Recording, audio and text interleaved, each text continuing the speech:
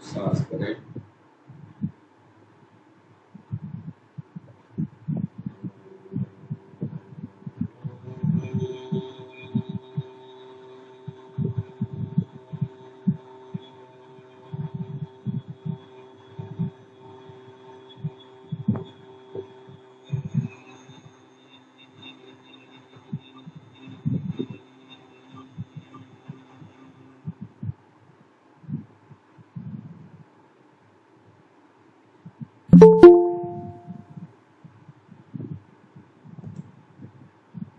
मेरी बात रिपीट करें या सिर्फ सुने।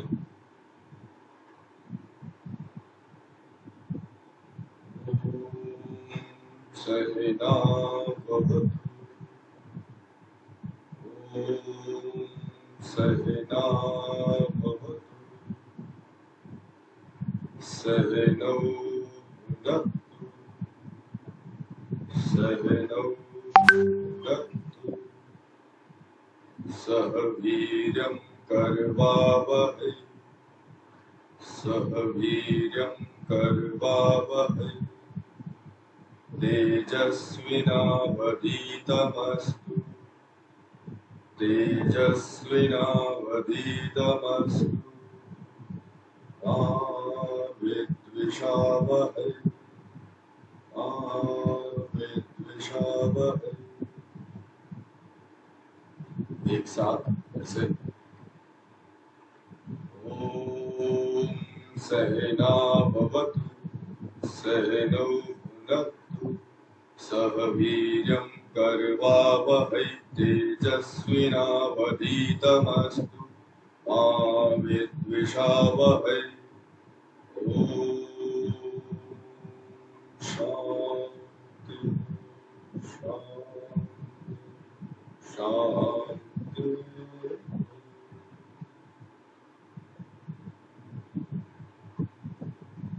सांस भरें, सांस छोड़ते हुए शीश झुकाएं, नमन करें खुद के भीतर स्थित ईश्वर को, सभी गुरुजनों और शुभ। धन्यवाद करें सभी का इस जीवन के लिए, इस काया के लिए, सृष्टि के लिए। और धीरे से सांस लेते हुए शीश उठाए, केंद्र में ले आए इसे और आंखें खोले धीरे धीरे।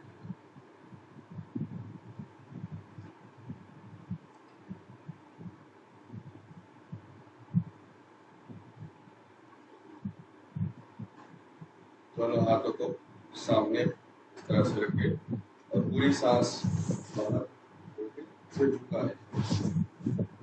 पूरी सांस भरते हुए full capacity, full lung capacity से सांस भरते हुए दोनों हाथों को पीछे ले जाएं और सिर को ऊपर ले जाएं।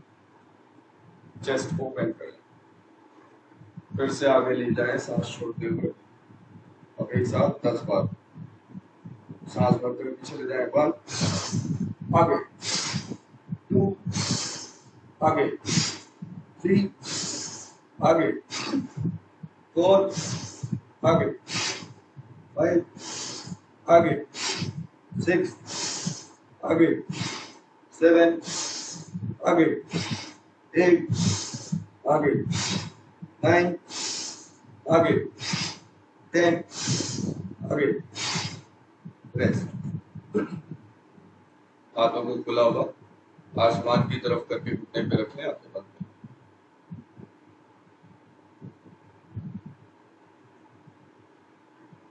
अपनी सांसों की गति और तापमान में जो भी परिवर्तन इस समय हुआ है उसे लेकर सजग हो जाए। Become aware of if any changes in your temperature and volume of your breath. Become aware of the energy vibrations in the body, in every cell, every atom of your body. शरीर के कण कण में ऊर्जा के प्रवाह जो भी परिवर्तन हुआ है उसे लेकर भी सजग हो जाए। मन धीरे धीरे हल्का होता जाएगा, शांत होता जाएगा। दोनों हाथों को फिर से सांस छोड़ के पूरी क्षमता से सांस छोड़ के आगे रखें, सिर शीश झुकाएं।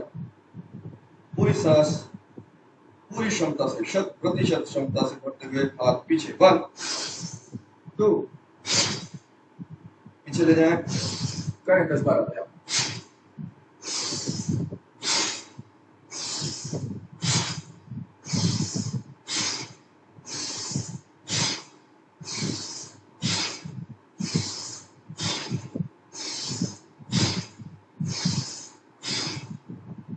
सांस छोड़कर अंतिम चक्र पूरा करें और हाथ नीचे करें।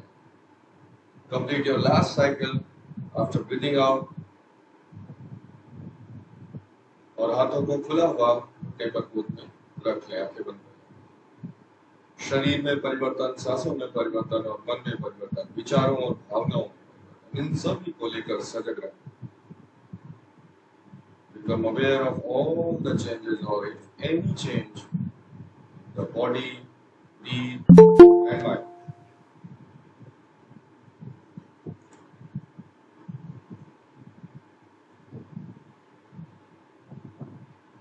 Image escape. Request you to please put your camera on mode. नमस्कार मैडम, आपका नाम?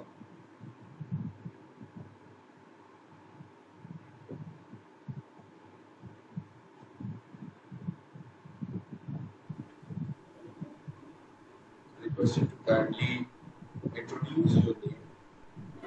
हाँ सर, मैं अर्चना से। अर्चना जी, सॉरी, कल आपने ज्वाइन किया था कैमरा ऑफ करके, तो हाँ जी, हाँ जी, हाँ। मैं सारे जगत पे ढूंढता रह गया कौन है। नहीं, मैं चलिए, कोई बात नहीं, सॉरी।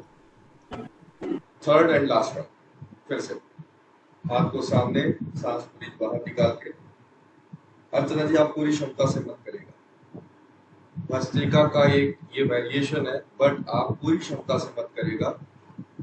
आप सांस लीजिएगा बिना आवाज के, साउंडलेस ब्रीथ, सिर्फ अर्चना साउंडलेस ब्रीथ, बाकी सब लोग पूरी क्षमता से हो जाए सांस। बाकी लोग सांस छोड़ के आगे और 10 बार करिए। सांस पूरी भरते हुए पीछे और सांस छोड़ते हुए आगे 10 टाइम्स अपने आप करें।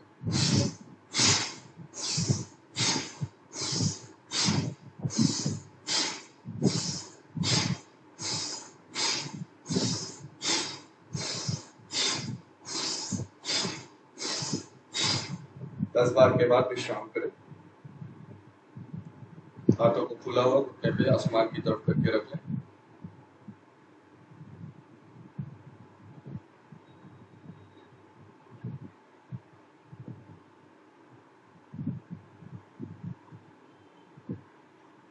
धीमी गहरी सांस में भरें, पूरी क्षमता से योगिक ब्रीथिंग करें।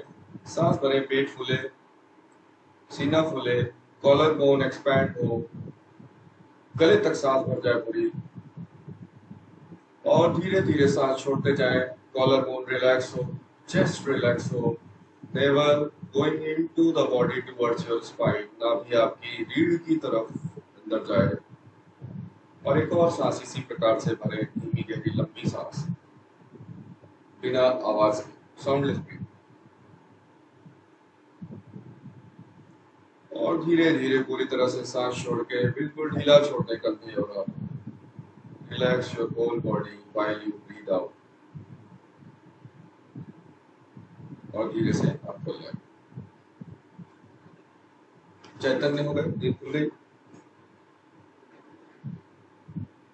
शिल्पी जी तो वॉक करके आए। चलिए, पिछली बार हमने अमा के बारे में जाना था। अमा के बारे में कोई क्लैरिटी चाहिए किसी को, कोई कंफ्यूजन? अगला शुरू करने से पहले अर्चना जी, आपने देखा था वो रिकॉर्डिंग, पीपीटी देखा था? अनम्यूट करिए, अनम्यूट करिए। टू वे कम्युनिकेशन करते हैं। देखा था वो, मैंने स्पीकर जी सुनाई दे रहा, देखा था। कुछ उसमें समझ में आया, नहीं समझ में आया, कुछ पूछना है, नहीं पूछना है? अभी कुछ नहीं समझ में आया ऑनेस्टली। अभी सुनूंगी आज आपको, फिर उसके बाद। ठीक है, आज हो सकता है आपको और समझ में न आए, क्योंकि ये उस सीरीज का दूसरी कड़ी, उस सीरीज की दूसरी कड़ी। तो आप कुछ टर्मिनोलॉजीज जो है जानने के लिए उसके पहले वाली रिकॉर्डिंग और वो पीपीटी आपको देखनी होगी। और नहीं समझ में आएगा तो इसके बाद वाली जो सैटरडे वाली क्लास होगी उसमें आप फिर से क्वेश्चन पूछेगा, नोट करके रख लीजिएगा। ये चीज समझ में नहीं आएगी। मोटा मोटा ये समझ लीजिए, अमा वो चीज होती है जो आपके शरीर के भीतर जो है, एक समझ लीजिए कि केमिकल कंपाउंड एक फॉर्म होता है जो आयुर्वेद कहता है, जो रूट कॉज होता है all the diseases which is related to your physical body and your mental body. आपके शारीरिक और मानसिक रोग जो भी उत्पन्न होते हैं उन सब की जननी एक ही होती है, वो होता है अमा। और अमा बनने के पीछे सिर्फ एक कारण होता है, सब ऑप्टिमल डाइजेशन या सही प्रकार से भोजन का जो है उसको टूट के कण में बदल के उसको ऊर्जा में, सही ऊर्जा में परिवर्तित न हो पाना। शरीर की अक्षमता, शरीर की अक्षमता सिर्फ शरीर की नहीं होती है बल्कि आपके मन की वजह से भी शरीर अक्षम हो जाता है, जो आप खुद जानते होंगे।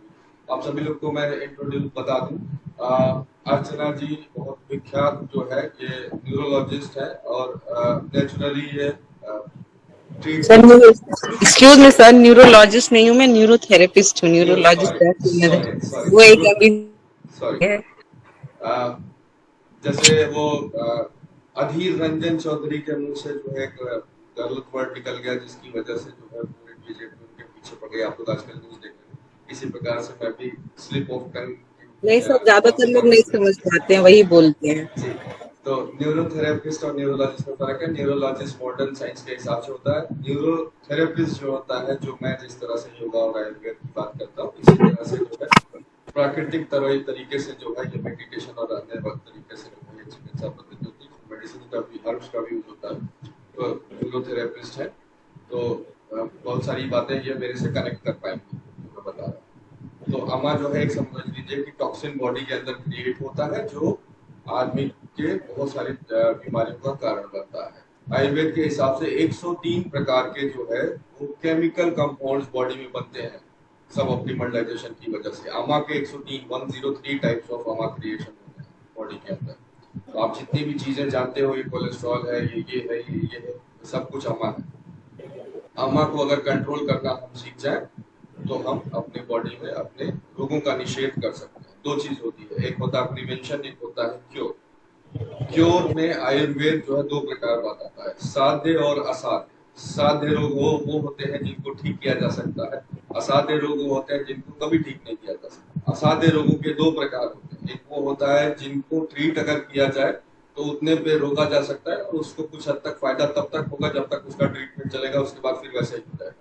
दूसरा ये होता है कि ट्रीट करके भी कुछ नहीं हो सकता, तो उसको डायरेक्टली मना कर दिया जाता है, जाओ आपको दवा की नहीं दुआ की जरूरत है। तो इस प्रकार से जो है, तो हम जो आप अमा को जब कंट्रोल करते हैं तो क्योर उसी लेवल तक केवल पॉसिबल है जब तक वो इतना इंटेंस ना हो जाए, आपकी बॉडी के अंदर इतना वो कॉम्प्लेक्स कंपाउंड ना बना दे कि वो असाध्य हो जाए। तो इसीलिए हमें समय रहते है अमा क्लींजिंग थोड़े थोड़े दिनों पे, स्पेशली जब सीजन चेंज होता है तब बहुत जरूरी होता है। सीजन चेंज के टाइम पे आपके माइंड में और बॉडी में बहुत सारे केमिकल चेंजेस होते हैं जिसकी वजह से जो है बॉडी अडाप्ट नहीं कर पाती। उस टाइम आपके भीतर जो है रोग प्रतिरोधक क्षमता वीक हो जाती है और जीवाणुओं का हमला होता है। इसीलिए हम हर मौसम परिवर्तन जब होता है, ऋतु परिवर्तन होता है, तो हम कभी कभी बीमार हो जाते हैं।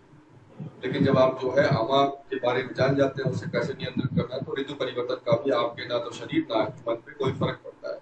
दूसरा, सूर्य की स्थिति का भी जो है आपके मानसिक पटल पे बहुत फर्क पड़ता है। सूर्य जैसे जिन देशों में सूर्य कम निकलता है वहां पे negative thoughts, negative emotions, depression ये ज्यादा होता है, सुसाइडल टेंडेंसीज ये ज्यादा होते हैं। जहाँ पे सूर्य प्रचंड स्थिति में निकलता है वहां पे ये चीजें कम होती है। सोलर एनर्जी का न केवल आपकी बॉडी सृष्टि बल्कि आपके मन पे भी बहुत फर्क पड़ता है। एक मैडम का गूगल से फोन आया था, उन्होंने कहा कितने बजे क्लास कराते हैं, मैंने कहा 5:30 बजे से। उन्होंने कहा आपको नहीं लगता आप ज्यादा सुबह कराते हैं, मैंने कहा आपको नहीं लगता आप ज्यादा देर सोती हैं। सूर्य के हिसाब से उठना चाहिए ना, सन के हिसाब से। किसी पशु पक्षी को देखा है आपने जो है 8 बजे तक 10 बजे तक सोते हुए? किसी चिड़िया को देखा? नहीं देखा। जब भगवान ने जैसा बनाया वैसा उठना चाहिए। तो हमारे घरों में तो सूरज पहुंचता नहीं है, तो अंधेरा रहता है फ्लैटों में। मैं कहा दुनिया में तो पहुंचता है ना, जहाँ जिस जोग्राफिकल लोकेशन में आप रहते हो वहां तो निकलता है ना। आपके घर सूरज दादा थोड़ी नॉक करके घंटी बजा के आएंगे, हेलो मैडम मैं आ गया, उठो। ऐसा थोड़ी होगा, आपको खुद ही उठना पड़ेगा अपनी रूटीन से। तो जो ये चीजें हैं, जो प्राकृतिक चीजें हैं ना, जब उनके अनुरूप हम अपने आप को रखते हैं तो अमा अपने आप भी क्लीन हो जाता है। उसके विपरीत जब हम काम करते हैं तो भी अमा सिर्फ सब ऑप्टिमल डाइजेशन से नहीं, इन चीजों से भी होता है, आपकी बायोलॉजिकल जो क्लॉक होती है। तो आइए अब हम जो है इसके आगे देखते हैं। इसके आगे हम क्या देखेंगे? इसके आगे हम अपने आप को टेस्ट करेंगे कि अमा का लेवल आप सब में कितना है। आप सब पेपर और पेन लेके बैठे और अपना अपना स्कोर मुझे बताइएगा क्या स्कोर है। अगर आपका स्कोर एक लिमिट है, उस लिमिट के ऊपर आता है तो आपको तुरंत इमीडिएट अमा क्लींजिंग की जरूरत है, इमीडिएट जरूरत, अपने आप को बचाने के लिए, प्रिवेंशन के लिए। उसके बाद फिर हम ये देखेंगे कि आपका बॉडी टाइप क्या है। बॉडी टाइप आज हम अपना चेक करेंगे कि सबका बॉडी टाइप क्या है। सब लोग अपने अपने पॉइंट्स शेयर करेंगे कि मेरा वात में इतना पॉइंट आया, पित्त में इतना पॉइंट आया और कफा बॉडी में इतना पॉइंट आया। जिसके जितने पॉइंट जिस टाइप में ज्यादा होंगे उसकी उतनी डोमिनेंट बॉडी होगी उस टाइप की। उसके बाद हम फूड पे जाएंगे कि कौन से किस टाइप की बॉडी में कौन से फ्रूट्स खाने चाहिए, कौन से फ्रूट्स नहीं खाने चाहिए, कौन से नट्स खाने चाहिए, कौन से नहीं खाने चाहिए, कौन से ग्रेन्स खाने चाहिए, कौन से नहीं खाने चाहिए। इनको मैं इतना डिटेल में नहीं जाऊंगा, इसका सिर्फ मैं चार्ट आपको शेयर कर दूंगा बाद क्लास के बाद। तो आप खुद से अपनी बॉडी टाइप आपको पता होगी, आप उसमें से चूज कर लेंगे कि आपको क्या खाना चाहिए और क्या नहीं खाना चाहिए। हम आयुर्वेद के हिसाब से आपकी जो बायोलॉजिकल साइकिल है वो देखेंगे कि कितने बजे बॉडी किस तरह से रिएक्ट करती है, आपको कितने बजे क्या करना चाहिए क्या नहीं करना चाहिए। जैसे रात में जो हम स्क्रॉल करते रहते हैं या नेटफ्लिक्स करते रहते हैं, क्यों नहीं देखना चाहिए, क्या होता है ऐसा। हो सकता है मैं जो जितनी बातें बोल रहा हूँ इतने का समय 1 घंटे में ना मिले, क्योंकि ऑलरेडी 10 मिनट्स निकल चुके हैं, तो हमारे पास 50 मिनट्स है। 50 मिनट्स में जितना होगा वो करेंगे, अदरवाइज नेक्स्ट टाइम कंटिन्यू करेंगे। शेयर केवल करने से होता नहीं, क्योंकि शेयर करके जैसे अर्चना जी ने बोला कि ऑनेस्टली बोलूं कि मुझे समझ में नहीं आया, तो यही बात होती है। ऑनेस्टली उनको समझ में नहीं आया होगा, क्योंकि जब आप लाइव क्लास में होते हैं तो आपका जो कंसंट्रेशन लेवल होता है वो डिफरेंट होता है। जब आप खुद से सोचते सुनते हैं तो आप 2 मिनट सुनते हैं, 3 मिनट आपका ध्यान कहीं और होता है, दूसरी चीज ज्यादा सुनते हैं, आपको जो है मतलब वो समझ नहीं आता, फिर आप वो बंद कर देते हैं, तो अलग चीज होती है। कभी भी पीपीटी शेयर करके किसी ने भी मुझे पीपीटी पहले, अभी तो दूसरी बात होती इंटरेस्ट वाली बात, लेकिन पहले मुझे भी कोई ऐसे इस तरह से भेज देता था या सॉफ्ट कॉपी कोई बुक भेज देता था 400-500 पेज की, तो मैं इंटरेस्ट बहुत दिखाता था, हाँ भेज दो, मुझे बहुत इंटरेस्ट है बुक्स पढ़ने में, मैंने आज तक नहीं पढ़ी कभी। तो ऐसा होता नहीं है। अगर जितना होगा इसमें करेंगे इस क्लास में, अदरवाइज इसको कंटिन्यू करेंगे नेक्स्ट सेशन। मैं शेयर कर रहा हूँ। शेयर अगर नहीं दिखेगी पीपीटी तो मुझे बताइएगा, स्क्रीन पे अगर ना दिखे तो।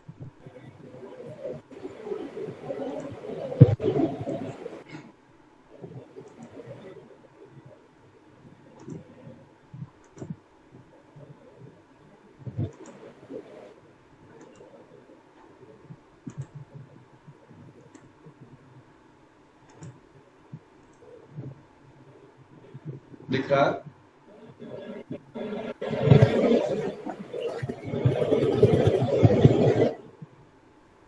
शिल्पी जी पीपीटी दिख रही है?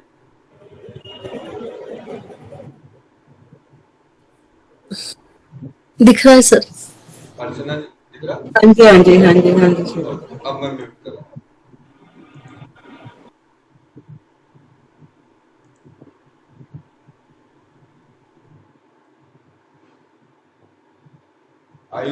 आयुर्वेदिक वे ऑफ लिविंग, अनुभव।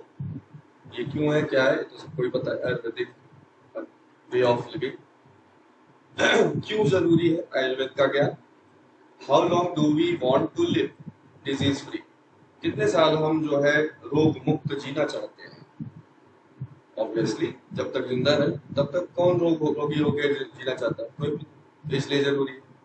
Do we know our body enough, क्या हमें अपने शरीर के बारे में अच्छे से पता है? नहीं पता। Can we predict our medical problems और is it just based on luck. हमारे जो शरीर में आने वाली प्रॉब्लम समस्याएं वो क्या हम पहले से प्रेडिक्ट कर सकते हैं, या केवल एक किस्मत है कि जो है अरे यार बड़ा अच्छा लड़का था, बहुत फिट था, बहुत सब चीजें करता था, उसको बताओ हार्ट अटैक आ गया, उसको डिप्रेशन हो गया, उसको डायबिटीज हो गई, सब चीज सही से करता था तब भी डायबिटीज। तो क्या ऐसा है किस्मत की वजह से कोई बीमारी होती है, रोग होता है, या इसको पहले से प्रिडिक्ट किया जा सकता है कि किसको कैसे होने वाला है। Everything is just science Ayurveda के हिसाब से, और हम बिल्कुल प्रिडिक्ट कर सकते हैं कि क्या होने वाला है, क्या हो सकता है। शरीर संभावनाएं हम बता सकते हैं कि आपको अभी नहीं है तो आगे चल के ये रोग हो सकता है, बहुत संभावना है। Who all can change for good? कौन लोग अपने अच्छे के लिए परिवर्तन कर सकते हैं?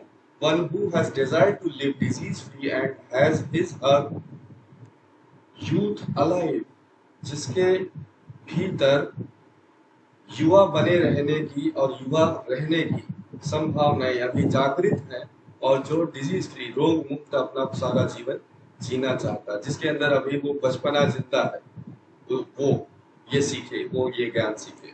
और कौन?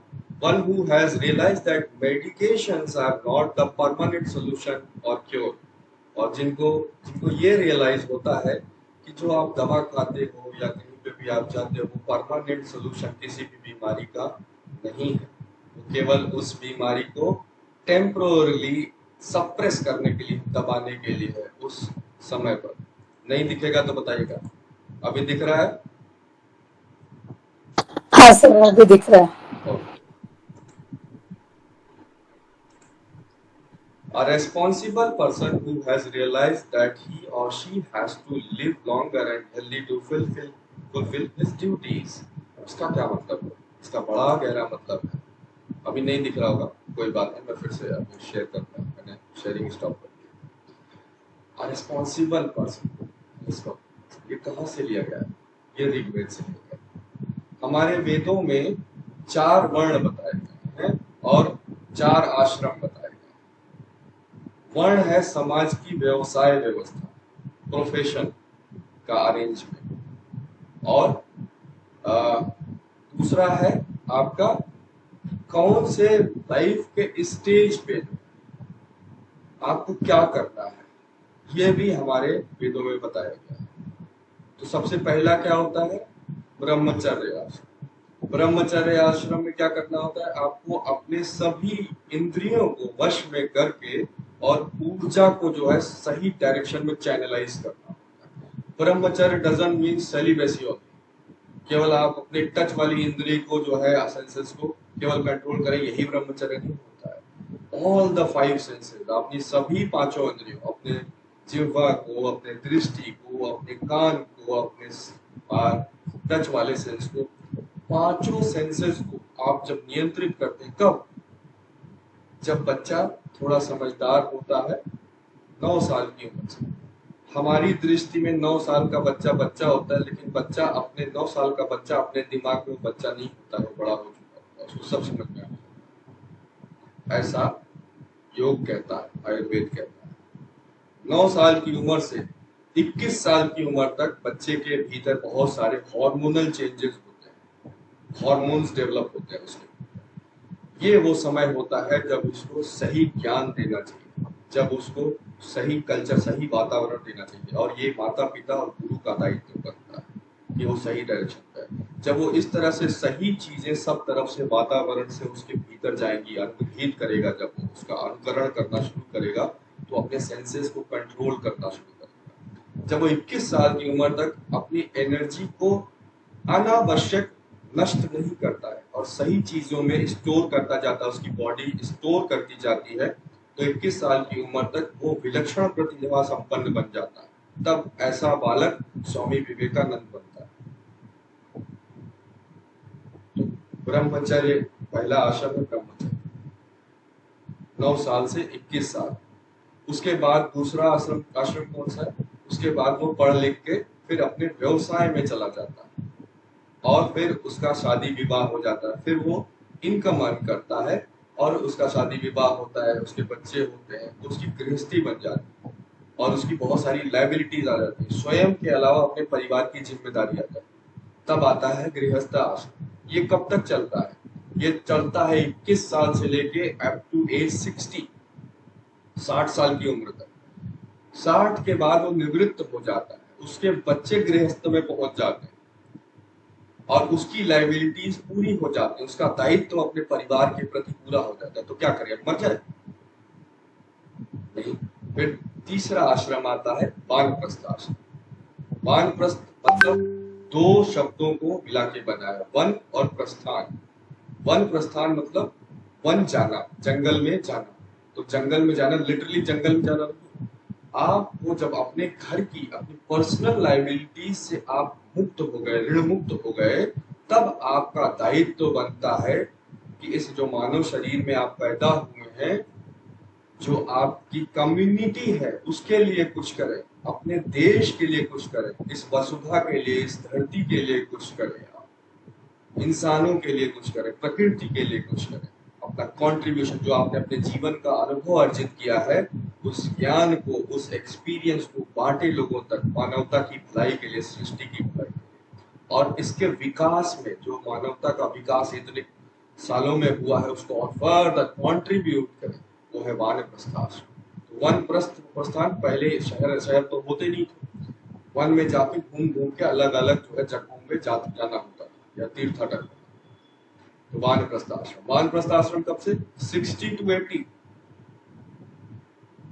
आफ्टर 80 संन्यास आश्रम। संन्यास आश्रम इज इक्विवेलेंट टू ब्रह्मचर्य आश्रम। जहां से शुरू किया था वहीं पे एंड होने वाला।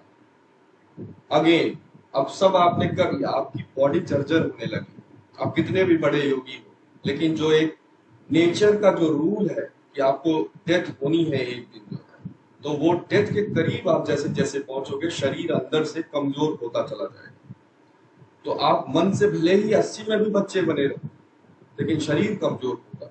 जब शरीर कमजोर होगा तो आयुर्वेद और योग ये कहते हैं, हमारे वेद ये कहते हैं कि आपको फिर एक जगह पे स्थिर हो जाना चाहिए। फिर आप बंद का मन, जो तीर्थटन है उसको बंद कर, घूमना बंद कर, एक जगह पे आके स्थिर हो जाओ, चाहे अपने घर में या कहीं पे भी, हिमालय चले जाओ, कहीं पे भी चले जाओ, एक जगह स्थिर हो जाओ। और उसके बाद फिर से इंद्रियों को अपने कंट्रोल में करो, ताकि आप 20 ईयर्स एटलीस्ट और जी सको। और फिर से जो है इंद्रियों को वश करके ध्यान लगाओ, मेडिटेशन करो। फिर अपने जो जीवन के अनुभव है उनसे सीखते हुए और जो है और वो विजडम को प्राप्त करो। और उस विजडम को पहले तो आपने शरीर से टहल के जो है अपने अनुभव को शेयर किया, उससे ज्ञान दिया लोगों को। अब आप जो है विजडम के लिए एफर्ट करिए, बुद्धत्व के लिए जो है अपने प्रयत्न कीजिए, और जो बुद्धत्व मिले उसको फिर लिपिबद्ध कीजिए, और फिर जो है वो संसार को देखिए। तो इतना सब करने के लिए कितना जीना जरूरी है? कौन कर पाएगा ये? जो 100 तक जिए कम से, तभी तो आप करो। नहीं तो लोग कहते हैं ना, अरे 60 तक जी ले, कौन इतना जीना चाहता है? तो अपने लिए तो जानवर भी जीता है, लेकिन हमारा धर्म ये कहता है कि अपने लिए सिर्फ नहीं जीना होता है, आपको अपने इस ऋण से मुक्त होकर यहाँ से जाना होता है। ये देखिए, अंदर जो है वो तो चेतना तो जो है कभी नहीं मरेगी, वो तो हमेशा रहेगी, शरीर जाएगा, लेकिन इस शरीर का जो नाम है वो नाम भी आपकी चेतना के साथ अमर हो जाए, उसके लिए इतने काम तो करने पड़ेंगे। तो इसको इतना डिटेल में सिर्फ एक पॉइंट को इसलिए बताया क्योंकि ये जो व्यवस्था है, इस व्यवस्था को समझना बहुत जरूरी है कि क्यों रोग मुक्त जीना है, क्यों 100 साल तक जीना है। तो किसको ये ज्ञान चाहिए? इस ज्ञान को उसको चाहिए और responsible person who has realized that he or she has to live longer and healthy to fulfill his duties. Duties अपने कर्तव्यों का पालन करने के लिए लंबा रोग मुक्त जीवन जरूरी है। One who is determined and has control over oneself, और जिसको जो दृढ़ निश्चयी है, जिसका विल पावर बहुत स्ट्रांग है और अपने ऊपर सेल्फ कंट्रोल है। आप सभी लोगों के अंदर है, अदरवाइज 5:30 बजे उठ के मेरी क्लास करना सबके बस की बात नहीं।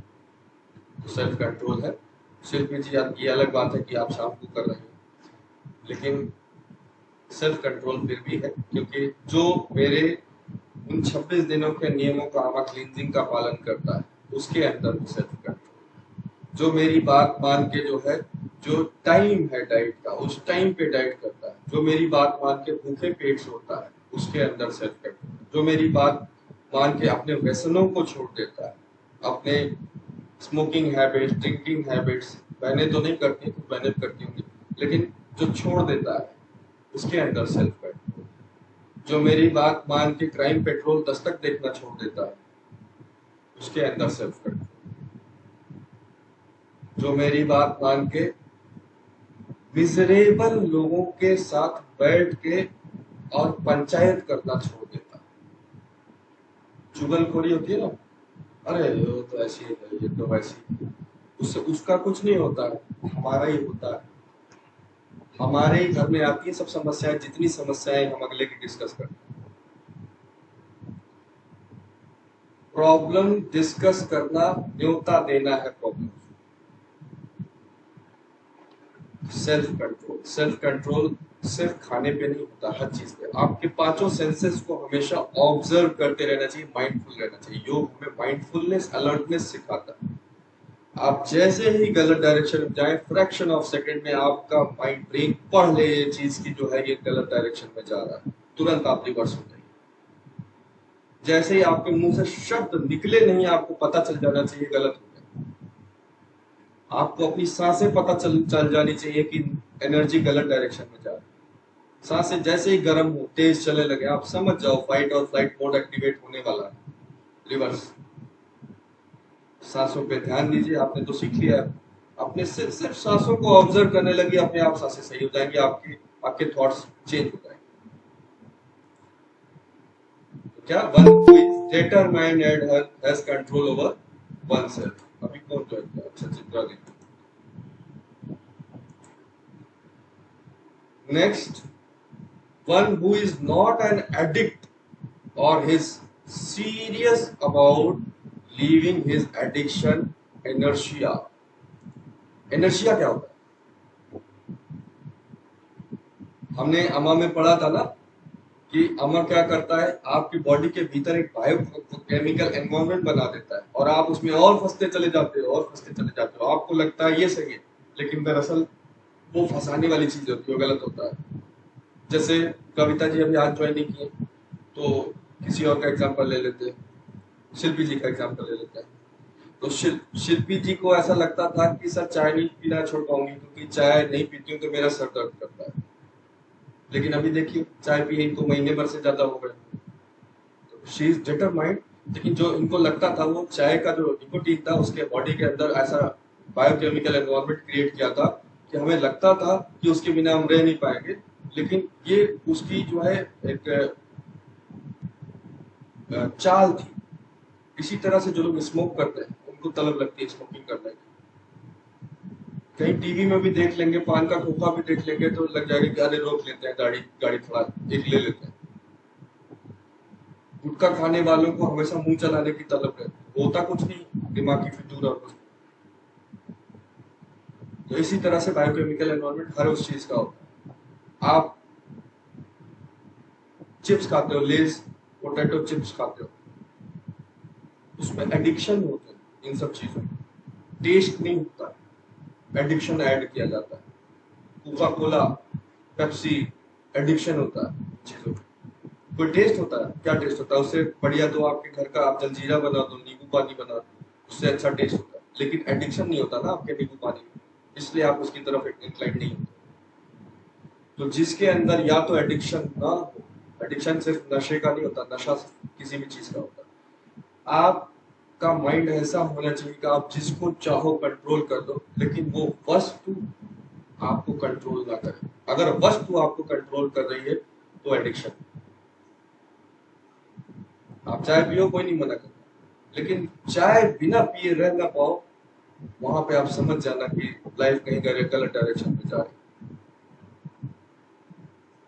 कोई भी चीज ऐसी जिसके बिना आप नहीं रह सकते, ऐसा आपको लगता है अगर, वो एडिक्शन।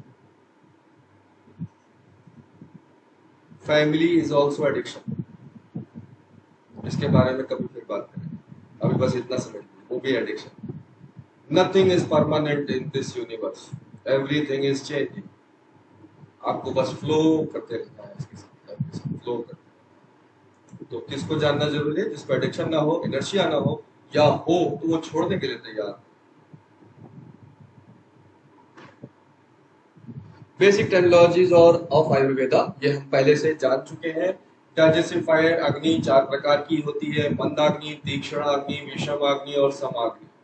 ओजस क्या होता है हमें पता है, एक मोटा मोटा फिर से समझ लेते हैं। जो भी हमारे बॉडी में सुचारू रूप से अपने बॉडी को, माइंड को हेल्दी रखने के लिए जो पॉजिटिव एनर्जी की रिक्वायरमेंट होती है, दैट इज ओजस। जितना ज्यादा ओजस होगा वो आदमी फिजिकली और मेंटली उतना ज्यादा फिट होगा। अमा, अमा जितने भी प्रकार के रोग होते हैं, जितने भी प्रकार के टॉक्सिन्स होते हैं बॉडी में, वो सब अमा है। पंचभूता, यह शरीर 5 तत्वों से या पंचभूतों से बना हुआ है। Air, fire, water, ether and earth. वायु, अग्नि, जल, आकाश और पृथ्वी। दोषा कंपोजिशन, इन 5 तत्वों के अलग अलग कॉम्बिनेशन से मिला के हमारे शरीर में 3 प्रकार के दोष होते हैं। Science of Ojas, science of अमा। अब किसके शरीर में ओजस है, किसके शरीर में अमा ज्यादा है, ये हम देखते हैं। साइंस ऑफ ओजस, अपने आप को देखते रहिए। यू फील रेस्टेड, जब आप सो के उठते हैं या ऑलमोस्ट ऑल द टाइम आप रिलैक्स फील करते हैं। आपको कोई ऐसा जो है, जब आप सो के उठते हैं तो आपको सो के उठने में कोई समस्या नहीं होती है।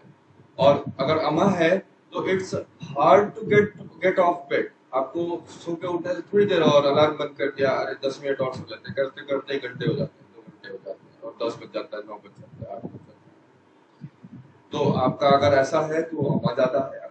आराम से जो है मस्ती के साथ एनर्जी फील करते हैं और मस्त खुश होके आनंदित होके उठते हैं, तो आपके अंदर ओजस है।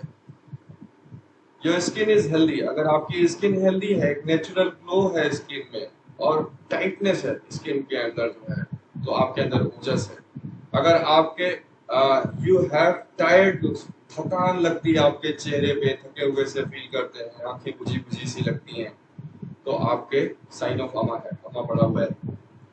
You have clean breath and a pink tongue, अगर आपकी सांसों में कोई बदबू नहीं आती, साफ फ्रेश ब्रीथ है आपकी, और टंग आपकी स्पेशली सुबह के टाइम पे पिंक रहती है, तो आपके अंदर ओजस है। आप जब सुबह टंग क्लीन करते हो ब्रश करने के बाद, तो या तो कुछ भी नहीं निकलता या थोड़ा बहुत कुछ भी निकलता है, बस पानी पानी निकलता है, तो आपका ओजस बढ़ा हुआ है, बहुत ओजस है आपको। और अगर बैड ब्रेथ है, उससे बदबू आती है स्पेशली सुबह के टाइम सो के उठने के बाद, और कोटेड टंग है, कोटेड टंग जितना मोटा कोट होगा उतना समझ लीजिए ज्यादा अमा बन रहा है। और व्हाइट से अगर येलो हो जाए तो समझ लीजिए कि बीमार हो चुके हैं या बीमार होने वाले हैं। और व्हाइट में भी जितना मोटा होगा उतना ज्यादा आप क्लोज टू डिजीज होंगे। You have a strong appetite, आपकी भूख स्ट्रॉन्ग लगती है, आपका डाइजेस्टिव फायर स्ट्रॉन्ग है, तो ओजस बढ़ा हुआ है, ओजस है अच्छा खासा। You have a dull appetite, मंदा आदमी है, आपकी भूख नहीं लगती, कभी लगती है कभी नहीं लगती, अमा बढ़ा है। You feel centred during your day, अपने दिन के दौरान आप जो है सेंटर्ड रहते हैं, मतलब अपने काम में आपका मन लगता है, केंद्रित रहते हैं, आपका दिमाग फालतू का इधर उधर बातों में नहीं जाता, जो आप काम करते हैं उसमें फुल कंसंट्रेशन के साथ आप कर पाते हैं। अगर अमा बढ़ा हुआ है तो क्या होता है, you feel fatigued and heavy, आप थके हुए और भारीपन महसूस होता है आपको अगर अमा बढ़ा हुआ है। ओजस है तो क्या है, your digestion is strong, digestion strong होता है, अमा होता है। You have sensitive digestion, bloating and sluggish elimination, ये सेल्फ एक्सप्लेनेटरी, आपको समझ में आ गया होगा। अगर अमा बढ़ा हुआ है तो सेंसिटिव डाइजेशन होता है, कभी होता है कभी नहीं होता है, कभी बहुत टाइम तक नहीं होता है, प्रोटीन पेट फूल जाती है, स्लगिश एलिमिनेशन, सुबह फ्रेश होने में प्रॉब्लम होती है, ठीक से आपके बॉवल मूवमेंट्स नहीं होते। ओजस है तो क्या है, your body feel robust and pain free, आपकी बॉडी जो है हमेशा ऊर्जा से भरी हुई रहती है, आप उत्साहित रहते हैं और पेन फ्री, दर्द मुक्त रहती है। अगर आपको अमा बढ़ा हुआ है तो अननेसेसरी का जगह जगह पे जगह बदल बदल के दर्द होता है, कभी पेट में होगा, कभी पीठ में होगा, कभी लोअर बैक में होगा, कभी पैरों में होगा, कभी जोड़ों में होगा, ये दर्द बदलता रहेगा, जगह बदलता रहेगा और आपको दर्द होता रहेगा, या एक ही जगह पे भी हो सकता है। ओजस, you feel energized and optimistic, self explanatory है।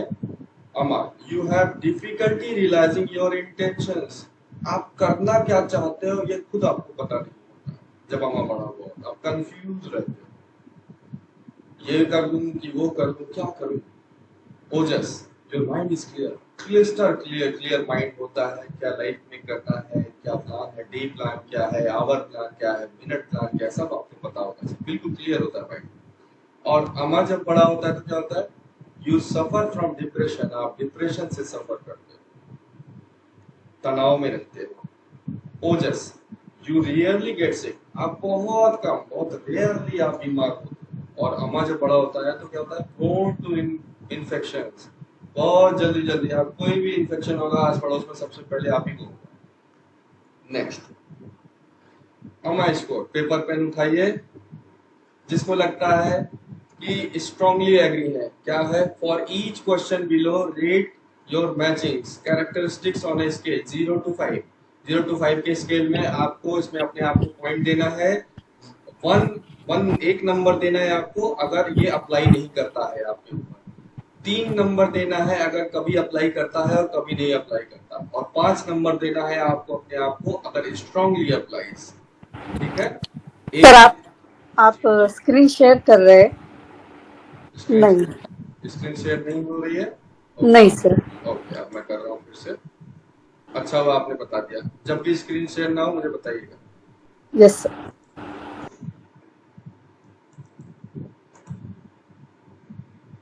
अब दिखा बेगा जी? Yes sir. ठीक, फिर से रिपीट करता हूँ, 0 to 5 आपको अपने आप को, सॉरी 1 to 5 आपको स्केल पे देना, 0 to 5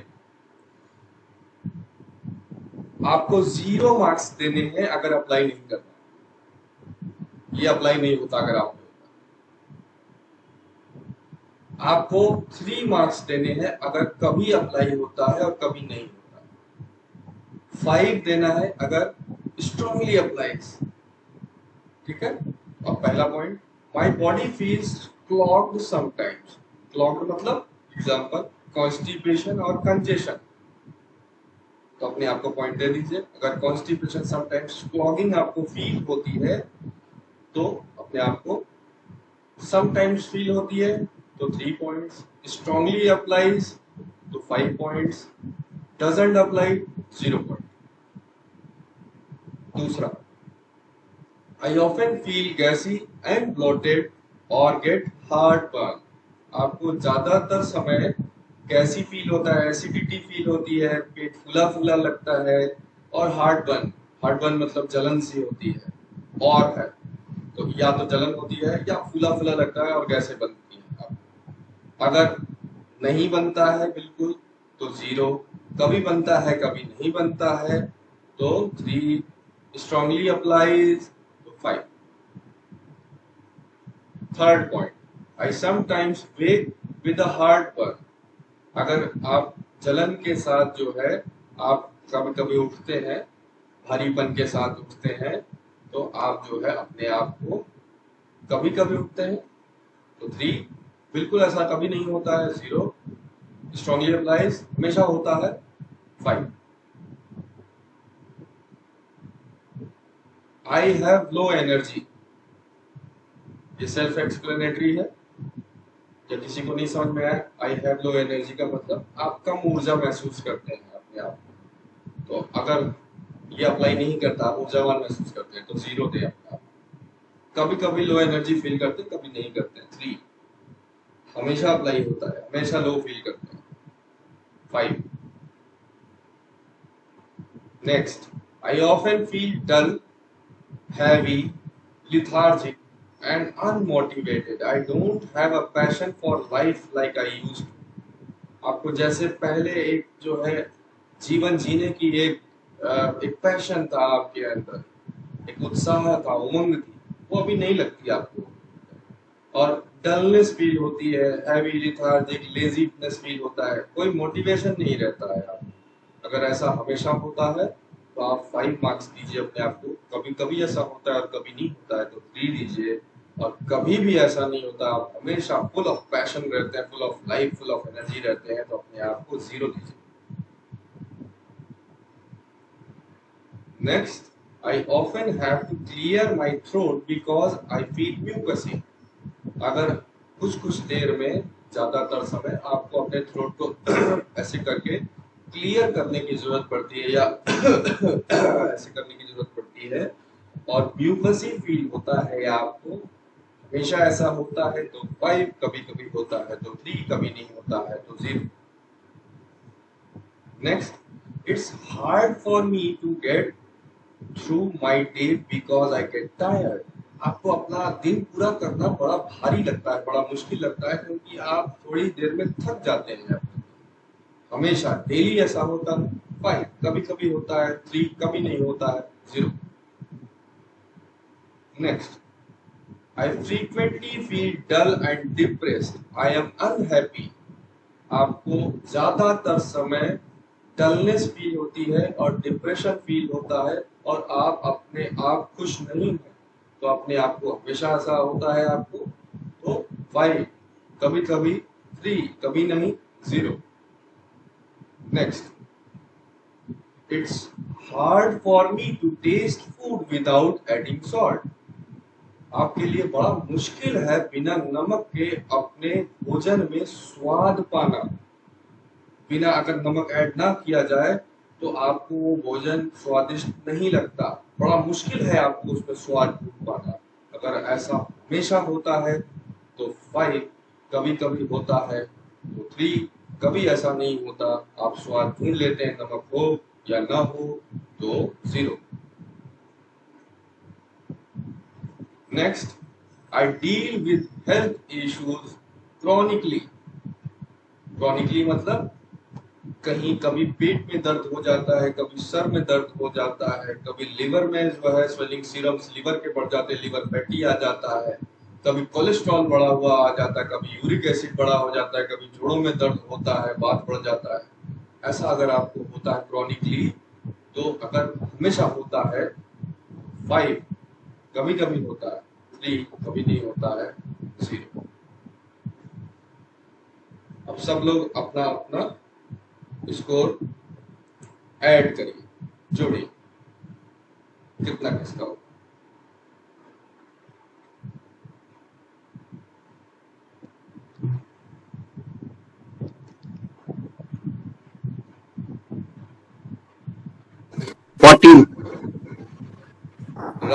राज जी का 14 है।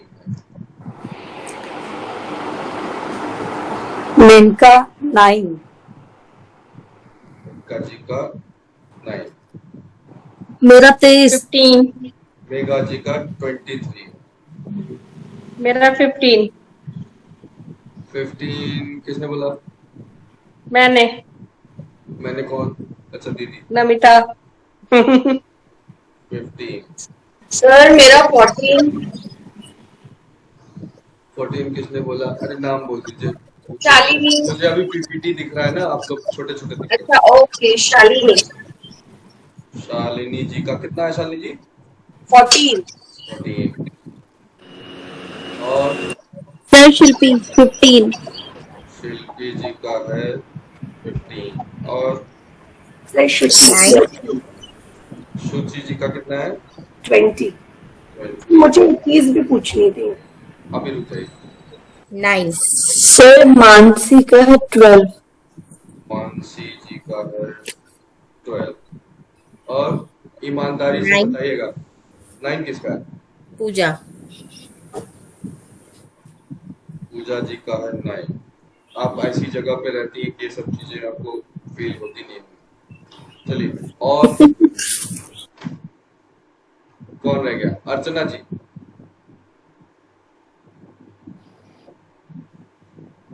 कितना है अर्चना जी? अनम्यूट करिए। 15 है सर, 15। 15। चलिए, मैं बता दे रहा हूँ, आप ईमानदारी से, गलत आपने बताया होगा, कोई बात नहीं, अपने आप खुद से देख लीजिएगा, बात चेक कर लीजिएगा, ठीक है, जिसने भी गलत बताया हो। सर 5 3 आ रहे हैं, यानी 15 ही तो आ रहे हैं, बाकी में 0 आया है। ओके, ऐसा होगा नहीं, लेकिन आप अपने आप को सेल्फ एग्जामिन फिर से करिएगा, अकेले में बैठ के। ये पीपीटी भेजूंगा। अच्छा, समटाइम्स यस, समटाइम्स नो, ये सब में अप्लाई होगा। आप खुद से जो है ईमानदारी से करेंगे। शुचि जी ने बड़ी ईमानदारी से किया है।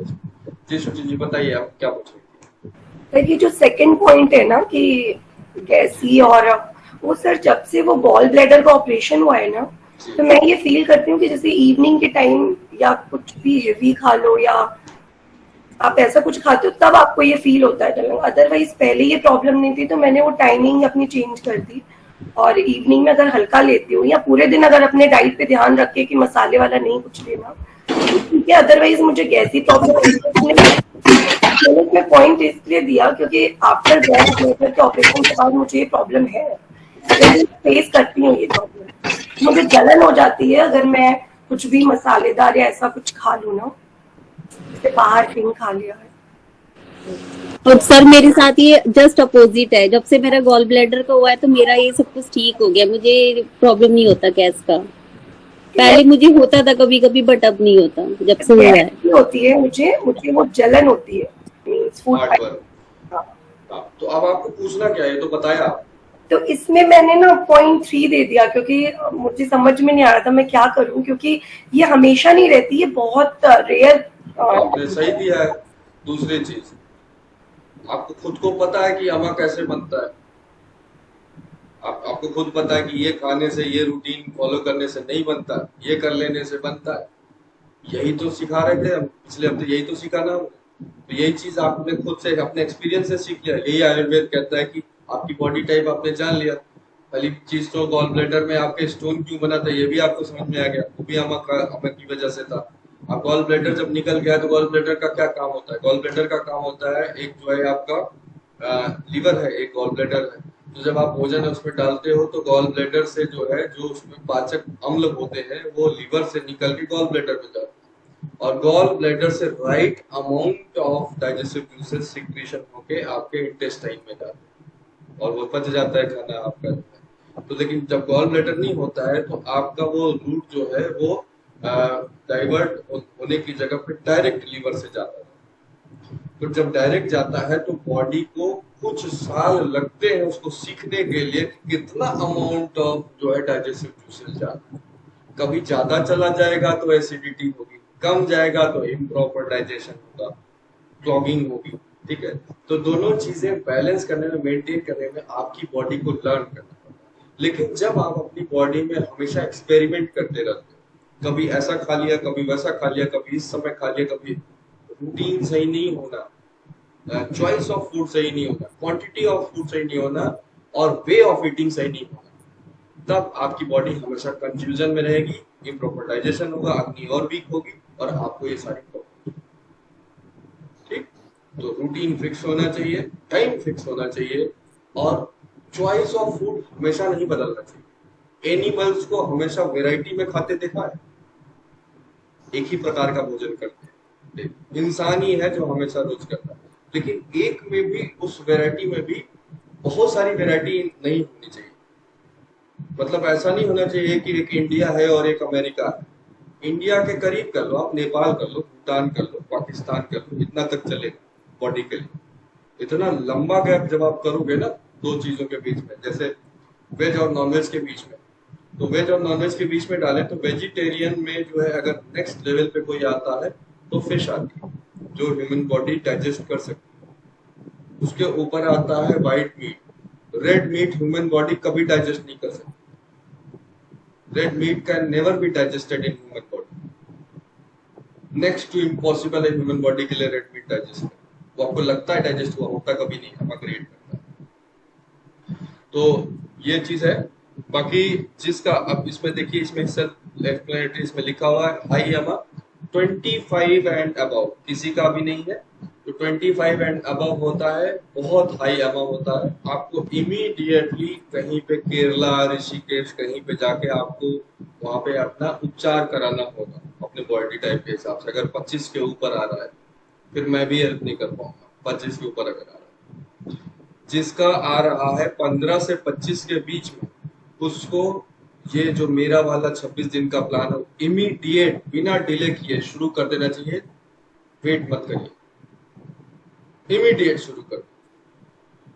अदरवाइज आप बहुत बड़ी मुसीबत में फंसेंगे और आप फिर लाखों रुपए खर्च करेंगे। जो काम 100 रुपए में मैं करवा दूंगा वो आप कई लाख रुपए खर्च करेंगे। या तो हॉस्पिटल के चक्कर लगाएंगे या किसी जो है थेरेपिस्ट के पास जाएंगे, आप पंचकर्मा करवाएंगे, अपने अंदर सफाई करवाएंगे, सब एडमिट रहेंगे वहां पर जाके 2-3। केजरीवाल को जो खांसी आती थी और उनका ब्लड शुगर इंसुलिन के बाद भी बढ़ा रहता था, 400 तक जाता था। केजरीवाल जब चीफ मिनिस्टर बने तो सबसे पहले उन्होंने अपने दिल्ली के सीएमओ अपने पद को एक्सप्लॉइट करते हुए सबसे पहले 3 महीने जाके बैंगलोर में जो है आयुर्वेदिक सेंटर में एडमिट थे, ठीक करवा के अपने आप को आए। बस जिंदाल नेचुरोपैथी है सर वो। हाँ देखिए, मेघा जी को पता है जिंदल नेचुरोपैथी। हाँ, और वहाँ पे मैं और मेघा दीदी भी जाके आए हैं।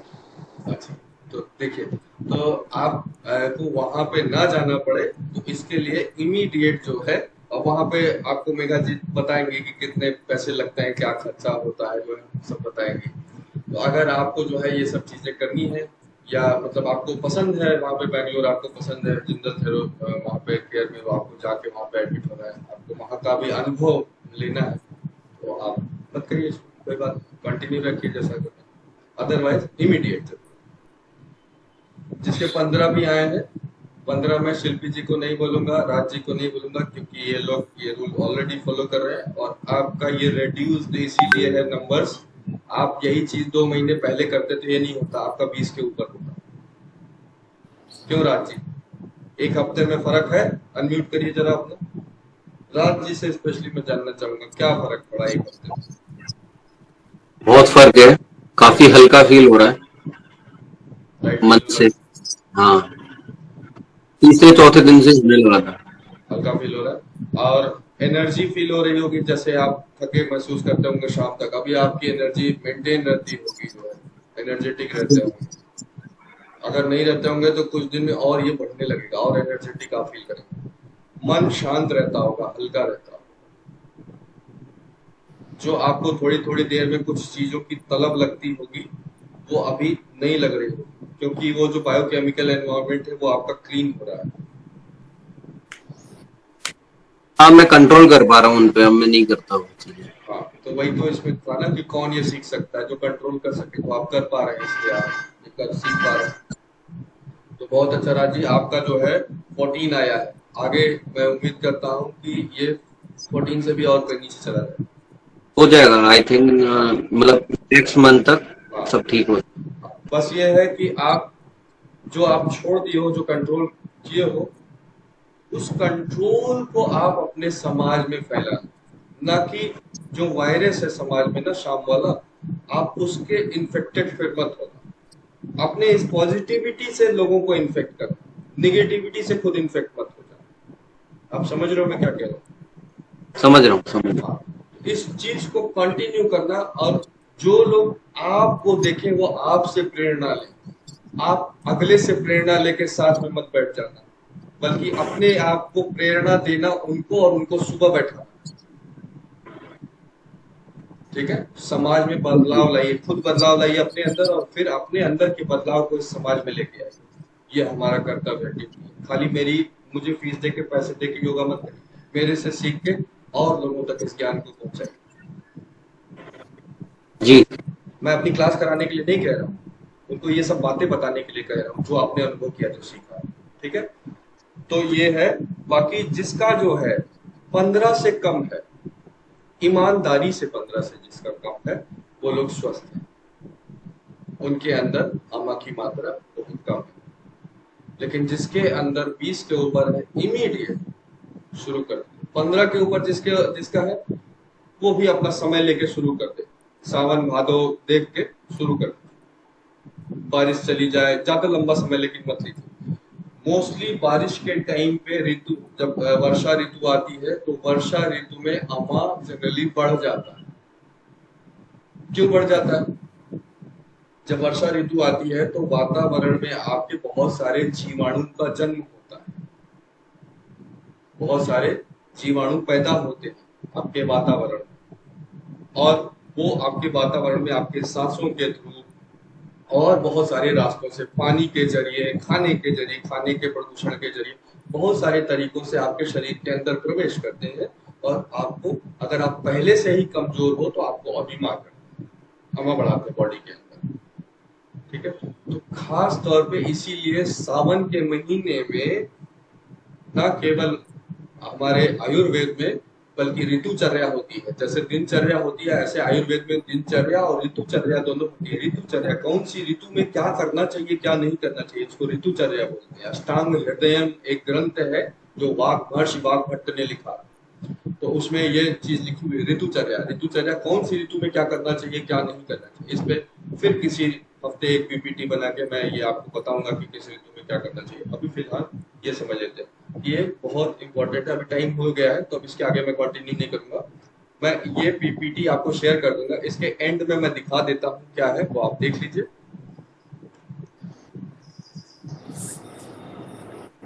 ये हमने जान लिया वात, पित्त और कफ। वात में क्या होता है, आकाश और वायु तत्व हो ज्यादा होता है। पित्त बॉडी में जो है फायर एंड वाटर एलिमेंट ज्यादा होता है, अग्नि और जल तत्व ज्यादा होता है। ज्यादा क्या होता है, इनसे मिलकर पित्त बन बना होता है। कफा बॉडी बनी होती है जल और पृथ्वी तत्व को मिला के। अब वात बॉडी के क्या लक्षण है, पित्त बॉडी के क्या लक्षण है, कफ बॉडी के क्या लक्षण है, ये कौन कौन से टेस्ट होते हैं, कौन सा टेस्ट कैसे डाइजेस्ट होता है, कितना कौन सा टेस्ट ज्यादा होना चाहिए आपके भोजन में, किस टाइम पे कौन सा टेस्ट कम होना चाहिए, ये सारा ज्ञान। 3 प्रकार के भोजन होते हैं आयुर्वेद में, सात्विक, रासिक, तामसिक। हमें कौन सा भोजन करना चाहिए, हमें सात्विक करना चाहिए। रासिक किसको करना चाहिए, रासिक करना चाहिए जिसका काम हो किसी का मर्डर करना, युद्ध करना, ऐसे इंसान को करना चाहिए रासिक। तामसिक किसको करना चाहिए, किसी को भी नहीं करना चाहिए। सात्विक, रासिक, तामसिक, इसको समझ लीजिए। सात्विक भोजन करने से क्या होता है, सत्वा से क्या होता है, balance, harmony, positive, peace, clarity, light मतलब हल्का महसूस करना, क्रिएटिविटी, ओपननेस, इंटेलिजेंस, ये सात्विक भोजन। सात्विक आहार सिर्फ आहार ही नहीं, सात्विक जीवन शैली से ये चीजें आपके अंदर ये गुण आते हैं। रासिक, जब आप रासिक जीवन शैली अपनाते हैं तो क्या होता है, मूवमेंट, हमेशा आपको मन करेगा कि जो है किसी को मार दे, कोई एग्रेसिव रहेगी body. Movement, activity, energy, excitement, passion, desire, agitation, anxiety, egotism. ठीक है, ये सेल्फ एक्सप्लेनेटरी है, जिसको नहीं समझ में आया वो मैं बाद में समझाऊंगा, अभी क्योंकि समय खत्म हो गया। तमस, तमो गुण आते हैं तामसिक जीवन शैली से। इनर्शिया, इनर्शिया मतलब वही सिगरेट पीने की इच्छा, चाय पीने की इच्छा, शराब पीने की इच्छा, ड्रग्स लेने की इच्छा, तमस।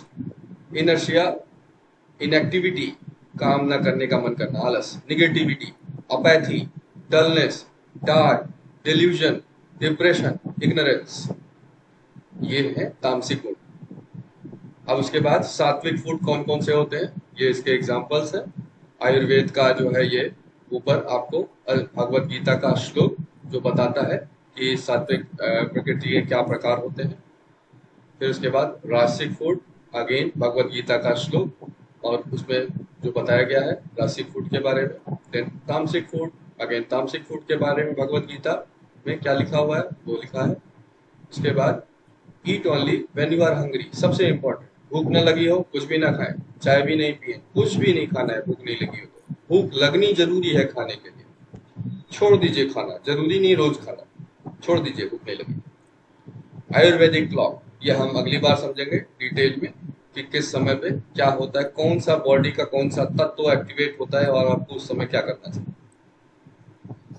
ये भोजन मंत्र है, भोजन मंत्र पढ़ के क्यों जो है भोजन मंत्र का क्या स्थान है, तो आप भोजन करते समय माइंडफुल होना चाहिए। अष्टांग हृदय जो मैंने आपको भी बताया था कि महर्षि वाग्भट्ट ने लिखा था अष्टांग हृदय सूत्र स्थान, उसमें जो है तमन्ना भोजन गतः चित्तः, भोजन करते वक्त आप अपना ध्यान भोजन पर ही केंद्रित करना, उस भोजन के प्रति हमारे समस्त विचार और शुक्राना मीन्स थैंकफुलनेस हमारे मनोविज्ञान और पाचन तंत्र पर प्रभाव डालता है। Concentrating our mind on the food while eating, our thoughts and thankfulness for the food we eat impacts on our psychology and affects our digestion. ये हमने पिछले वाले क्लास में ये बहुत डिटेल में हमने 1.5 घंटे में यही इस श्लोक का मतलब समझा था कि ऐसा क्या होता है, क्यों।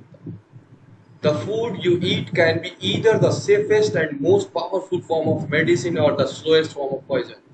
आयुर्वेद के हिसाब से भोजन के 2 ही प्रकार होते हैं, या तो ये सबसे सुरक्षित और सबसे ताकतवर दुनिया का मेडिसिन है, और या फिर ये स्लोएस्ट पॉइजन है, धीमा जहर है आपके लिए, आपके शरीर के लिए और मन के लिए। चुनाव आपका है, आपको कैसे खाना है, क्या खाना है। How emotions harm your body.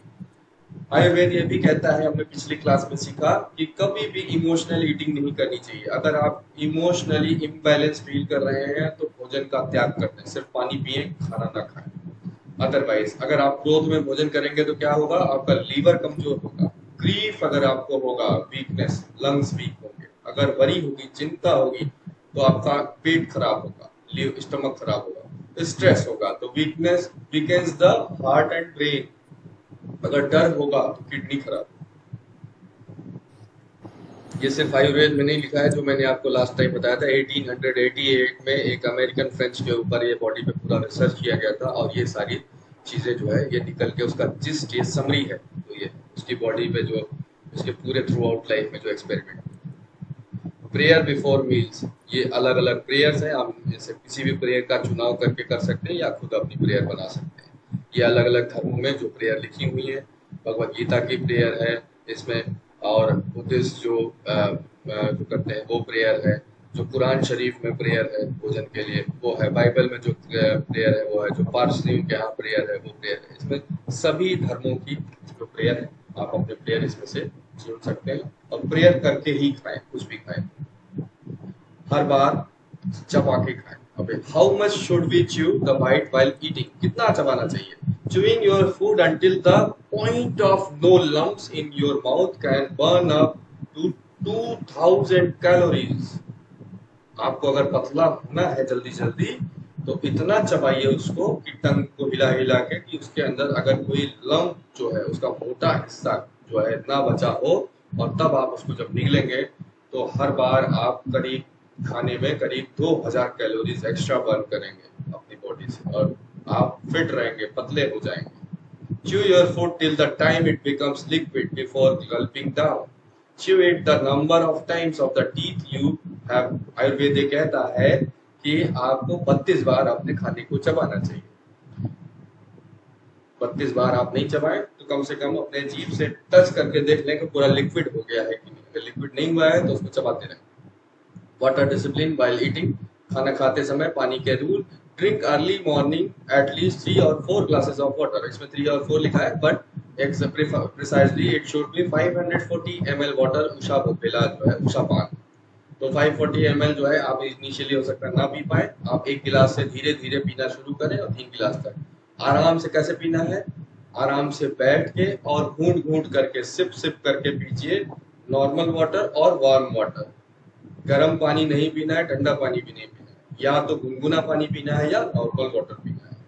Do not drink any water between, ये क्या, one must always keep one self hydrated. और अपने आप को हाइड्रेटेड रखिए, कभी डिहाइड्रेटेड मत होने दीजिए, और कभी भी गटगट गटगट पानी ऐसे ज्यादा जल्दी जल्दी मत पीजिए। हमेशा अपने टंग को, उसके सेंसेस को भेजने दीजिए अपने ब्रेन तक सिग्नल कि आपका हाइड्रेशन पूरा हो गया है कि नहीं हुआ है। ओवर हाइड्रेशन भी नहीं होना चाहिए और डिहाइड्रेशन भी नहीं होना चाहिए, प्रॉपर हाइड्रेशन होना चाहिए। और ये कौन बताता है? आपके टंग के पोर्स बताते हैं, उसके सेंसेस बताते हैं आपके ब्रेन को कि हाइड्रेशन कंप्लीट हुआ है कि नहीं।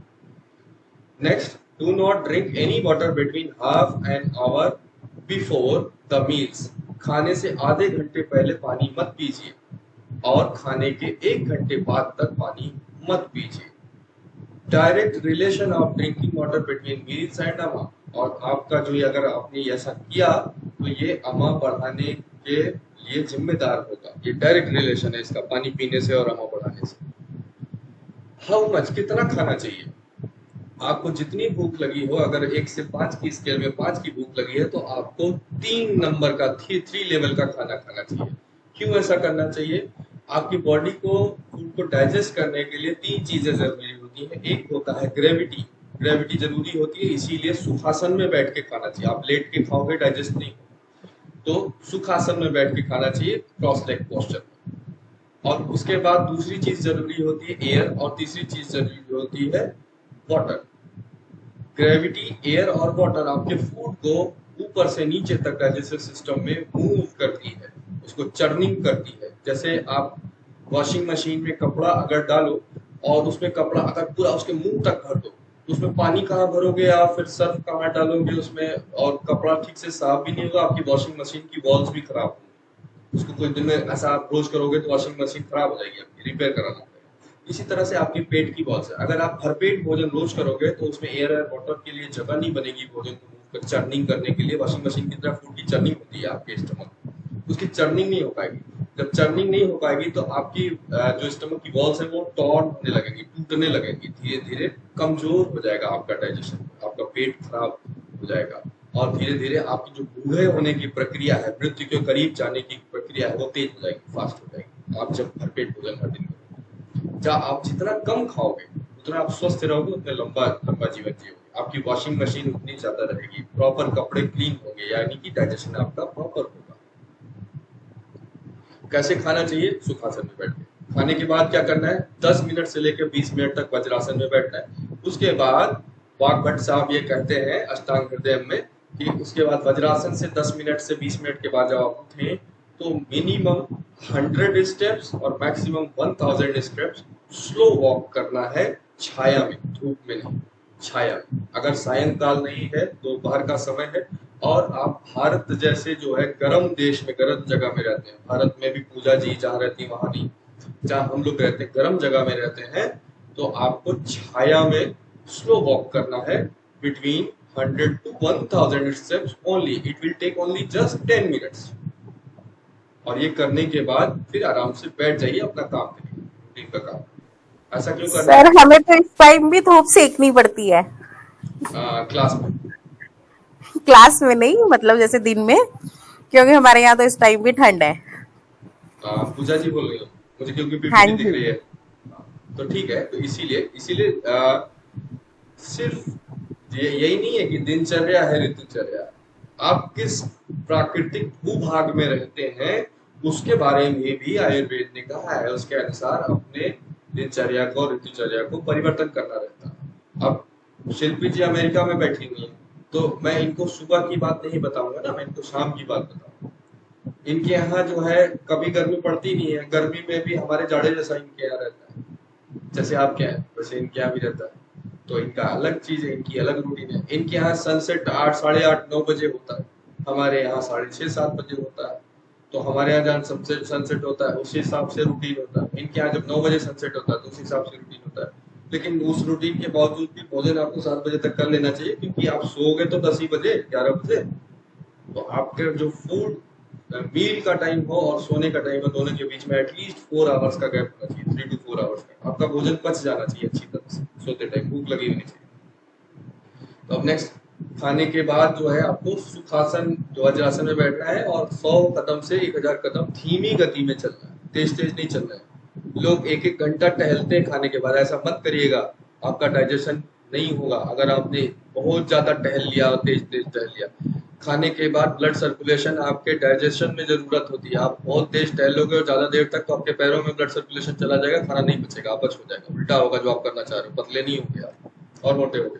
Fasting super medicine. फास्टिंग कैसे रखना चाहिए, क्या करना चाहिए, नेक्स्ट अगले हफ्ते डाइट प्लान, ये सबको पता है। और उसके बाद इसमें हम लास्ट में ये आते हैं, तो ये है कि कौन सा दोषा होगा तो कौन सा आपको क्या खाना चाहिए, क्या नहीं खाना चाहिए, ये भी नेक्स्ट वीक।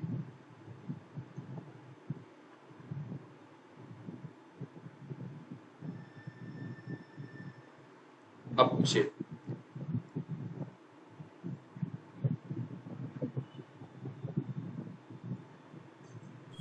सर मुझे कुछ पूछना है आपसे।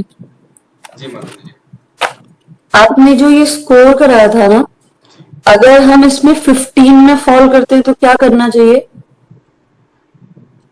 आपको अगर देखिए, ईमानदारी से अपने आप से पूछिए, आप जब सुबह सो के उठती हैं आपको फ्रेश फील होता है, उठने में कोई समस्या होती है, नहीं होती है, आप आराम से, मतलब अपने आप आंख खुल जाती है, या अलार्म बजता भी तो अपने आप फट से खुल जाती है, आपको कोई आलस नहीं आता, आपको मजा आता है उठने में, अरे वाह सुबह हो गई, क्या खुशनुमा सुबह, ऐसा फीलिंग आती है। ओ शिट यार, अभी फिर योगा करनी है, क्लास है, जो भी चीज है, काम, तो आपको बोझ लगता है अगर सुबह के टाइम, ऐसा होता है। सुबह जब आप टंग क्लीन आप करते हो तो व्हाइट पोर्शन निकलता है, ज्यादा निकलता है, ऐसा होता है, नहीं निकलता फिर पानी पानी निकलता है। या और दूसरी चीज, आपको डाइजेशन कैसा रहता है, प्रॉपर डाइजेशन है, खाना कभी ब्लोटिंग नहीं होती, एसिडिटी कभी फील नहीं होती, आप हमेशा एनर्जेटिक फील करते हो, full of energy, full of motivation feel करते हो, आप बहुत क्रिएटिव थिंकर हो, आपको आइडिया बहुत क्रिएटिव आते हैं, आप हमेशा जो है कोई भी काम करने में आप उत्साही रहते हो, पैशनेट रहते हो। ये सब चीजें अगर रहती है आपकी तो फ्रीक्वेंटली आप बीमार नहीं होते, मॉर्निंग सिकनेस नहीं होती है। जब मौसम चेंज होता है तो आपको छींके वगैरह नहीं आने लगती, रैशेस नहीं पड़ते हैं बॉडी में, बुखार खांसी जनरली आपको नहीं होता। अगर ऐसा है तो आपने जो इसको निकाला वो ठीक, अदरवाइज आपका ब्रेन बायस्ड है अपने आप को लेकर, आपने सही स्कोरिंग नहीं की है। ठीक है, तो अगर ऐसा है, अगर 15 आ रहा है और लेकिन आपको लगता है कि इनमें से कुछ चीजें आपने जो है 1-2 पॉइंट में 5 होना चाहिए था 3 कर दिया, या 0 कर दिया 3 होना चाहिए था, ऐसा है आपको अपना क्लींजिंग की जरूरत है। अगर ऐसा नहीं है, आप फील करते हो कि आप ठीक हो, फिट हो, तो दैट्स इट, ठीक है, आपकी रूटीन ठीक है। लेकिन रूटीन तभी सही होगी 15 उसी का आएगा या लेस देन 15 उसी का आएगा जिसकी परफेक्ट होगी रूटीन, या फिर जो कम एज में होगा, जिसकी एज कम होगी। आपकी एज वैसे कम है, लेकिन अगर रूटीन आपकी गड़बड़ होगी तो कुछ ही टाइम में जैसे ही आपकी बॉडी में जो है हार्मोनल चेंजेस बंद होंगे और हार्मोनल चेंजेस रुक जाएंगे, उसके बाद आपकी बॉडी में क्लॉगिंग होनी शुरू होगी, अगर रूटीन गड़बड़ होगा, जो मेरे साथ हुआ। मैं स्पोर्ट्स पर्सन था, मैं हॉकी खेला करता था और मुझे ऐसा लगता था कि मैं इतनी फिजिकली मेहनत करता हूँ, कुछ भी करूंगा मेरे शरीर में कुछ नहीं हो सकता। और जैसे ही मेरी एज 22 से ऊपर गई, मेरे हार्मोनल ग्रोथ रुकी और उसके बाद मेरी बॉडी में क्लॉगिंग होनी शुरू हुई। धीरे धीरे करके 2 ही 3 साल में वो सब कुछ हो गया जो पहले के जमाने में 70 साल में था। ओके, बट मेरा क्वेश्चन, हाँ मतलब मेरा क्वेश्चन है कि मैं इस एनालिसिस को फिर से एक बार करूं तो उसके बाद आपने किसी को बोला ना अभी कि वो 26 डेज कुछ करते हैं। आप अभी पहले जब मेरी क्लास आप ज्वाइन कर लेंगी फॉर्मली, तो मैं अच्छा। आपको सब कुछ बहुत डिटेल में बताऊंगा और Okay. आपकी ये हीलिंग स्टार्ट हो जाएगी। और उस रूल को आप फिर उसमें से कुछ चीजें आप 26 डेज के बाद निकाल देना, लेकिन जो रूल्स होंगे उनको आप लाइफ टाइम फॉलो करना। आप ये चारों जो आश्रम है बड़े सक्सेसफुली आप बता पाएंगे धरती पे इस वक्त, अंटिल अनलेस की कुछ अनहोनी लिखी हो, किसको पता है। लेकिन प्रयास तो यही रहता है कि आप जो है डिजीज फ्री लाइफ बिताएं, आप डिजीज फ्री रहेंगे, कभी आपको मेडिकेशन की जरूरत होपफुली नहीं पड़ेगी अगर आप इस तरह से जिए। बाकी ये सबका एक्सपीरियंस है, जिसने मेरी क्लास में जो है ये सब चीजें की हैं, इवन नहीं भी किए हैं, मेनका जी ने वो डाइट प्लान नहीं किया है, लेकिन फिर भी जो है केवल क्लास करने से भी फर्क होगा, तो फील होगा। ओके, ठीक है, मैं समझ गई। जी, पैसे की बात नहीं है यहाँ पर रेगुलरिटी की बात है। मैं 1 रुपए में भी सिखा देता हूँ, यहाँ पैसे की कोई बात नहीं, यहाँ पे कमिटमेंट की बात। जब मुझे लगेगा कि you are committed towards yourself, मैं राज जी को मैंने 2 हफ्ते पहले या 1 हफ्ते पहले जो है हरी खोटी सुनाई थी प्रेम से प्यार से, तो इन्होंने जो है मेरी बात मान ली थी। अभी देखिए ये रास्ते पे आ गए। तो कभी कभी जो है एक टीचर को हार्श भी होना पड़ता है, कभी प्यार से भी बात करना। हार्श भी जो है ऐसे कटु शब्दों से नहीं, प्यार से मारना होता है, फूल वाले बाणों से मारना होता है, तो जो है ताकि आप सही रास्ते पे। तो आप अपने आप से पहले मुझे लग जाए कि आप कमिटेड हैं। ठीक है, मैं समझ गई। ओके, ठीक है, थैंक यू। कुछ और किसी को पूछना है? किसका आया है 15, 23?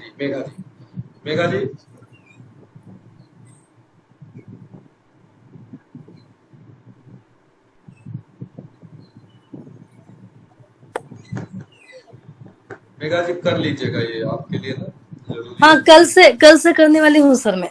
नहीं ऐसा घबरा के मत करिए, नहीं, छुट्टी का मैं एक राह देख रही थी ना। तो ठीक है, मैं आपको भेज दे रहा हूँ।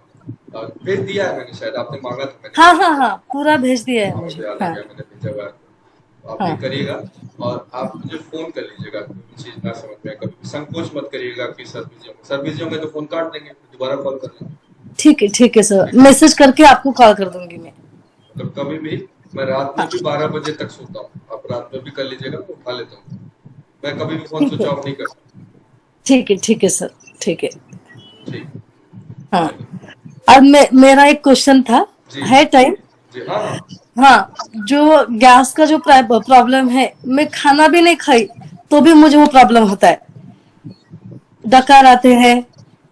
जो वो मैं पूछने वाली थी पहले से ही, लेकिन अभी कल से देख लूंगी अभी डाइट के साथ।